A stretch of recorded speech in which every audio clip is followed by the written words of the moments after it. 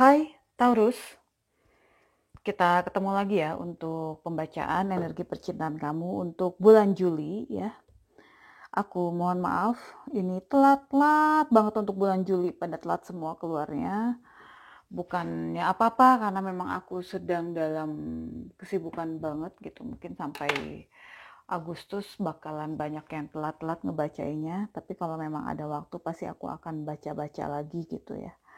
Aku akan sempatkan untuk ngebacain gitu loh. Nah, oke, Taurus, kita mulai dulu ya untuk pembacaan energi kalian. Sebelum kita mulai, aku pengen ingetin bahwa semua bacaan ini sifatnya general, jadi bisa cocok, bisa enggak untuk kamu. Nah, kalau misalnya nggak cocok, kalian bisa pindah ke channel lain yang memang lebih pas buat kalian.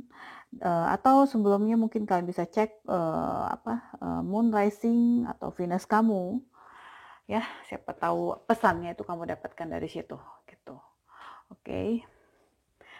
Kalau misalnya bulan lalu cocok, belum tentu bulan ini cocok. Ingat ya, energinya bisa kebolak-balik. Bisa jadi ini yang terbaca bukan energi kamu, tapi malah energi pasangan kamu atau orang yang sedang kamu fokuskan. Oke, Taurus, di sini ada past life relationship.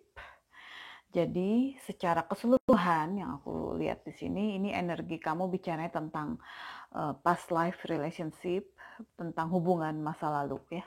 Kita tahu ya, bicara tentang hubungan masa lalu itu bisa jadi artinya ada seseorang dari masa lalu yang muncul kembali ke kehidupan kamu gitu. Pada umumnya sih ya gitu. Seseorang dari masa lalu yang muncul kembali ke kehidupan kita lagi itu tuh disebabkan karena ada unfinished business gitu, sesuatu yang sebenarnya belum terselesaikan. Saat keputusan untuk berpisah itu dijalankan gitu, mungkin kalian mikirnya, udahlah, tamatlah kayaknya ini gitu, tamatlah hubungan ini, padahal belum tentu gitu ya. Nah, saat perpisahan itu terjadi dan terjadinya dengan meninggalkan luka dan kesedihan di salah satu pihak, itu justru adalah sesuatu yang harus diselesaikan. Nah, diselesaikan di sini bukan juga berarti akan balikan lagi dan menjadi pasangan lagi. Belum tentu seperti itu gitu, tapi bisa jadi juga seperti itu gitu ya. Ya diselesaikan di sini bisa saja, maksudnya minimal kalian berdua itu bisa saling memaafkan dengan kejadian yang sudah berlalu gitu. Nah, pertemuan kalian ini adalah suatu pelajaran hidup yang sebenarnya harus dipahami dan harus diikhlaskan gitu ya. Nah, tapi untuk detailnya kita coba lihat di sini ada Eight of Pentacles ya. Jadi aku rasa setelah perpisahan kalian dulu, ini kalian memilih untuk berkonsentrasi dalam pekerjaan. Jadi kalian memilih untuk memperkaya keahlian kalian di pekerjaan kalian. Ya konsentrasi dengan karir lah istilahnya begitu ya. Jadi berkreativitas dan asik dengan pekerjaan kamu. Aku lihat kalian menenggelamkan diri kamu di dalam pekerjaan kamu. Nah, itu cara yang kalian pilih untuk mengalihkan pikiran kalian dari urusan hati. Aku ngeliatnya seperti itu. Nah, tapi biarpun begitu ya nggak juga kalian itu menjalin hubungan dengan orang lain ya. Di sini aku lihat kalian memilih untuk menjalani kehidupan sebagai seorang single. Gitu. Ada pergeseran sikap ya. Ada pergeseran pola pikir, aku rasa di sini. Jadi kalau di awal setelah perpisahan, kamu sempat goyah ya, sempat goyang secara mental. Nah, di sini aku lihat kamu mencoba dan pada akhirnya berhasil bangkit dari keterpurukan kamu. Di sini yang aku maksud dengan pergeseran sikap, di sini yang aku maksud dengan pergeseran pola pikir tadi gitu. Jadi kamu merubah visi dan misi hidup kamu, terus kamu melakukan terobosan dan kamu berusaha mendapatkan solusi yang terbaik. Nah, solusinya apa? Nah, ini yang tadi aku bilang, yang aku bilang di awal tadi, kamu memfokuskan diri kamu ke pekerjaan kamu fokus ke karir kamu. Kadang masih ada lah rasa nggak semangat gitu, tapi aku lihat kamu di sini itu berhasil mengatasi gitu ya. Nah, untuk bisa menggeser pola pikir kamu, untuk bisa menggeser sikap kamu itu nggak mudah. Kamu tahu itu, ya. Nah, tapi aku lihat di sini ada semacam kebijaksanaan dari diri kamu sendiri tentang ini gitu. Jadi di sini kamu berjuang untuk mengatasi semua rintangan untuk bisa menggeser pola pikir yang tadi aku bilang tadi gitu. Jadi berjuang untuk bisa bangkit dari keterpurukan kamu. Ini adalah puncaknya gitu. Jadi Ten of Swords itu semua kesakitan akan berakhir dan itu yang kamu yakini.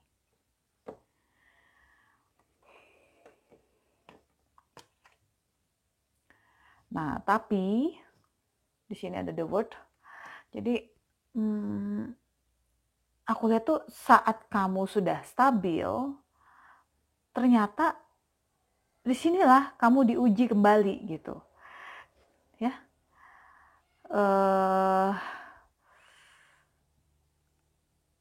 Kamu tuh kan memasuki tahapan baru ya. Di sini ada the word gitu. Jadi fase baru di hidup kamu. Semua rasa sakit itu kan akhirnya berakhir menjadi suatu awal yang luar biasa gitu. Kamu nggak lagi nangis, kamu nggak lagi merasa pahit. Nah, itu yang aku lihat gitu. Jadi ada suatu kesikapan, ada suatu kesiapan maksud saya. Ada suatu kesiapan di dalam diri kamu untuk bisa ketemu orang baru lagi gitu. Nah, udah nggak ada lagi sebenarnya beban dari masa lalu. Jadi kamu tuh udah bebas secara emosional gitu. Tapi pas kamu stabil seperti aku bilang tadi gitu. Nah, disinilah kamu diuji lagi gitu. Ada Page of Cups. Jadi ada suatu situasi di mana aku rasa dia menghubungi kamu lagi. Mungkin cara menghubungi kamu lagi tuh melalui mengirimkan pesan gitu ke kamu. Awalnya aku rasa kamu mungkin sempat defense ya untuk menghadapi kedatangan dia lagi gitu. Tapi aku rasa di lubuk hati kamu yang terdalam untuk sebagian dari kamu sebenarnya masih ada rasa itu, biarpun sedikit. Ya, saranku sih ya, saat dia datang lagi gitu. Jadi jangan terlalu cepat menghakimi sih gitu ya. Jangan terburu-buru juga mengatakan tidak di saat diri kamu itu sebenarnya masih ingin mengatakan ya. Gitu. Jadi di sini kamu hanya perlu menegaskan sebenarnya mau dia itu sebenarnya apa. Kalau dia bilang ya mau kembali, mungkin bisa juga kamu pertimbangkan kalau memang hati kamu masih menginginkan. Tapi kalau enggak, ya kamu perlu tegas mengatakan tidak dan beralih ke orang lain kan, gitu.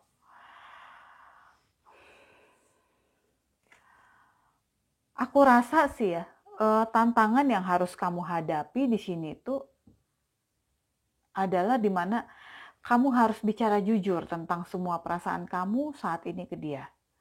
Perasaan kamu sebagian besar itu aku lihat itu udah mati gitu ya.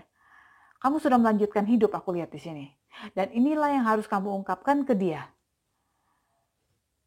Kamu nggak nyangka bahwa dia itu akan muncul lagi. Jadi yang aku rasakan di sini begini. Sejak perpisahan dulu ya.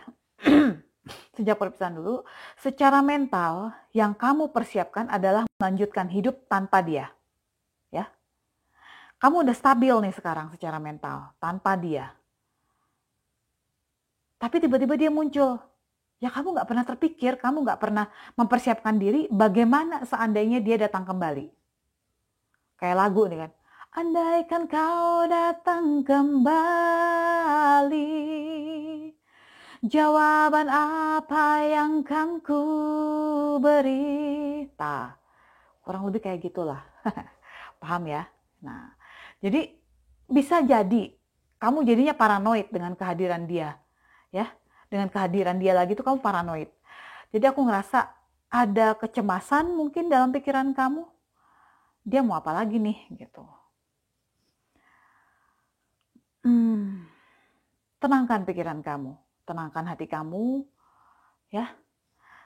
Kalau memang kamu gak punya perasaan apapun lagi ke dia, gitu kan. Gak perlu terbebani dengan kedatangan dia lagi, ya gak sih, gitu ya. Kalau kamu sampai terbebani, coba kamu jujur dengan diri kamu sendiri, dengan hati kamu sendiri. Mungkin sebenarnya rasa itu masih ada. Selama ini kamu abaikan dengan menyibukkan diri, ya. Si Eight of Pentacles tadi di awal. Mencoba mengalihkan pikiran kamu tentang dia dengan cara sibuk bekerja. Nyatanya, saat dia datang lagi, itu kamu masih resah. Ya, ups. Saat dia datang lagi, itu kamu masih gelisah gitu. Kalau kamu gak punya rasa apapun lagi ke dia, ya ngapain resah kan? Kalau kamu masih resah, itu artinya kamu belum penuh sembuh sepenuhnya gitu. Kamu belum sembuh sepenuhnya, sorry kebalik-balik nih bahasanya. Kamu belum sembuh sepenuhnya.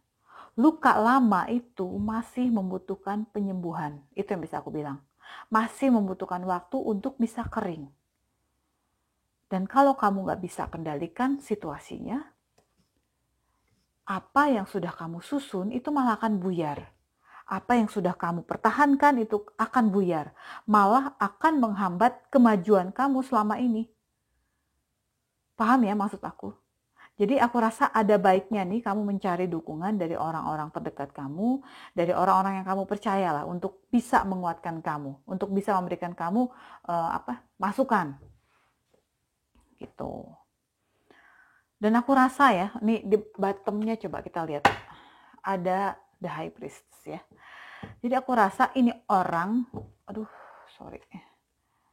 Jadi aku rasa ini orang sebenarnya adalah seseorang yang mampu memenuhi jiwa romantisnya kamu. Atau sebaliknya. Mungkin kamu itu adalah seseorang yang mampu memenuhi jiwa romantisnya dia, makanya dia balik lagi ke kamu. Atau ya kamu yang merasakan bahwa dia itu sangat berarti untuk kamu, bahwa dia itu adalah seseorang yang mampu membangkitkan jiwa dan tubuh kamu. Tapi sekaligus juga seseorang yang banyak memberikan pelajaran hidup ke kamu.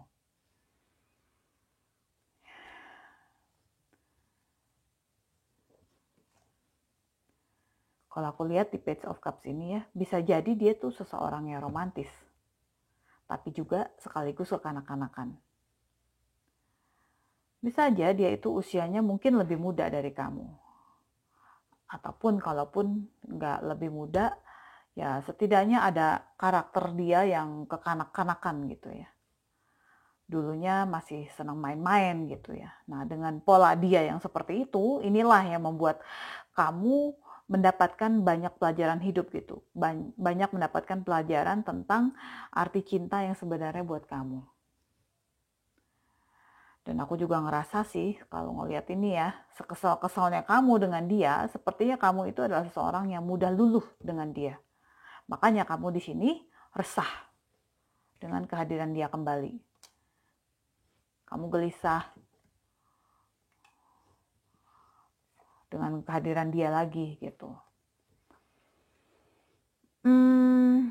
Pesan tambahan yang bisa aku sampaikan ke kamu di sini adalah speak the language of love. Jadi bicaralah dengan bahasa yang penuh dengan cinta kasih ya. Menurut aku ya, berbicara dengan penuh cinta kasih itu bukan hanya kepada orang-orang yang kita cintai kan gitu loh. Dengan orang yang pernah menyakiti kita pun sebaiknya kita bisa berbicara dengan positif. Bisa bicara, ya minimal bisa bicara dengan positif lah ya. Kalau kamu gak sanggup bicara dengan penuh cinta kasih, minimal bicaralah dengan positif. Jadi memberikan energi positif untuk lawan bicara kita. Sikap positif itu tuh kan akan bisa memberikan cinta ke sekitar kita. Apapun pandangan kamu tentang dia, itu aku sarankan tuh untuk mengungkapkannya dengan positif ya, sesuai pesan tambahan di sini. Bisa jadi kamu masih kesal, resah dengan kedatangan dia lagi, tapi tetap aja ya, ingat untuk menjaga apa yang keluar dari mulut kita. Ini besar kemungkinan ya saat kalian bertemu kembali itu kamu seperti siap mengeluarkan umpatan-umpatan ke dia gitu loh, kayak siap memaki-maki gitu kan. Nah, tapi saranku ya ucapkan hal-hal yang bermanfaat. Jadi nggak perlu banyak bicara, kalaupun bicara ya ungkapkan aja dengan elegan dan positif ya. Oke, itu dulu untuk kalian Taurus. Kita tahu ya belum tentu resonate untuk semua, tapi semoga pesan-pesan yang aku sampaikan di sini bisa kalian ambil pelajarannya gitu, bisa kalian ya kita ambil hal positif ya. Makasih ya udah nonton video aku, kita ketemu lagi di video berikutnya. Bye bye.